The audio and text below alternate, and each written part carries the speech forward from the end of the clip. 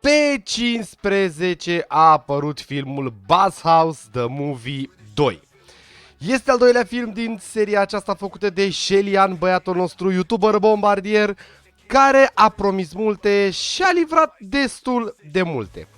Datorită faptului că a fost Paștele și a trebuit să mă plimb prin oraș natal, slash acasă la părinți, slash înviere, slash cum vreți voi să spuneți, nu am avut timp să merg la film. Așa că ieri, pe 21, fiind o zi liberă minunată pentru a putea face orice altceva, am fost la Bathhouse The Movie. Așa că în acest video vom vorbi puțin despre filmul Bathhouse The Movie 2. Am să evit să ofer spoilere pentru că, sincer, vreau să vă uitați la acest video, să ascultați o părere și să vă duceți și voi la film și să îl vedeți.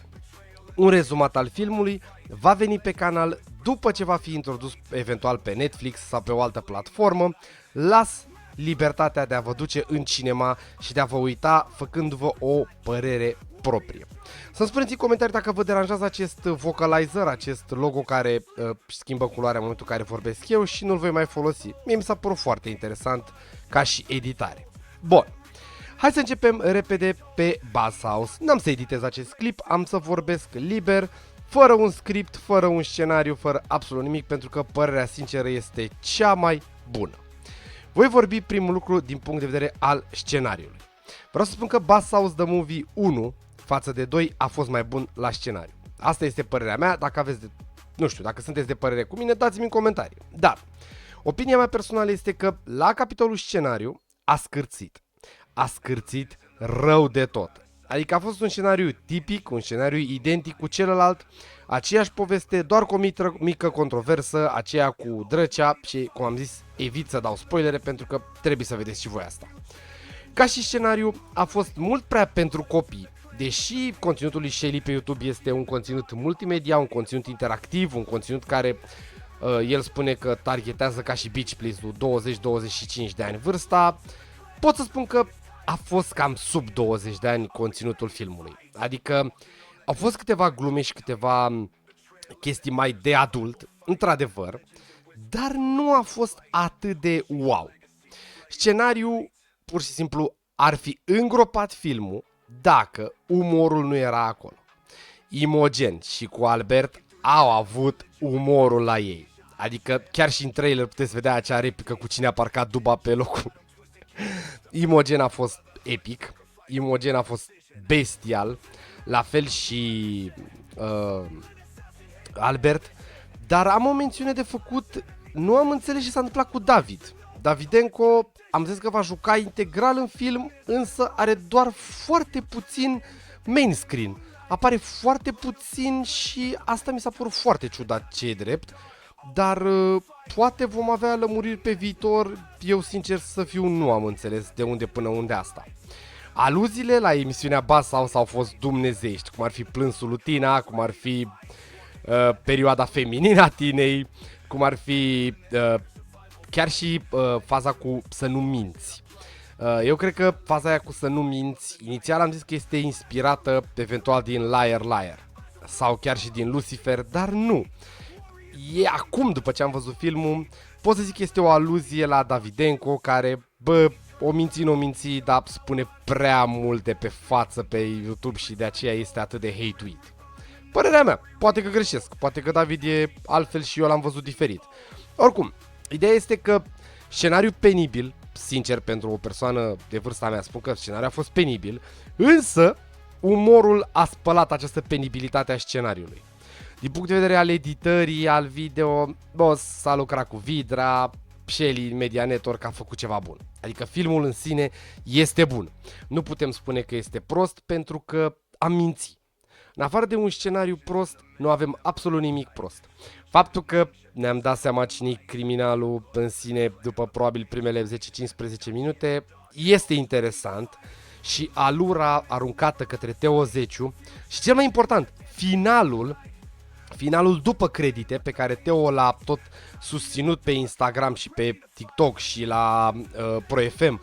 Băi, rămâneți după film, uitați-vă că mai e ceva ce va lega tot. Da, a legat tot finalul. De aceea recomand și eu să rămâneți după credite pentru că, bro, e bine rău. Nu am înțeles nimic până după credite, dar ulterior a fost foarte bine. Faptul că am avut 2 criminali în loc de 1, bine, unul a fost ceva ce nu trebuia să fie, dar a fost amuzant, trebuie să recunosc. Faptul că ni s-a lămurit cu Drăcea și prietenul său Piatră din filmul 1 a fost foarte bun. Pentru a nu vă mai plictisi cu părerile mele, care probabil nu o să strângă nici 100 de vizionări pentru că nimănui nu-i pasă chestia asta, filmul per total o să-l împărțim cu 4 note. O să punem scenariu, editare, actorie și umor, pentru că el se focusează pe a fi umor. Așa că vom începe cu scenariu. O să-i dăm o nota 4 scenariului pentru că este nașpa. Scenariul a fost nașpa. Editarea nu pot să-i dăm nota 10 pentru că nu este o producție de Hollywood, dar trebuie să rămânem tot timpul pe pământ și să spunem faptul că, băi, este un film făcut de influenceri.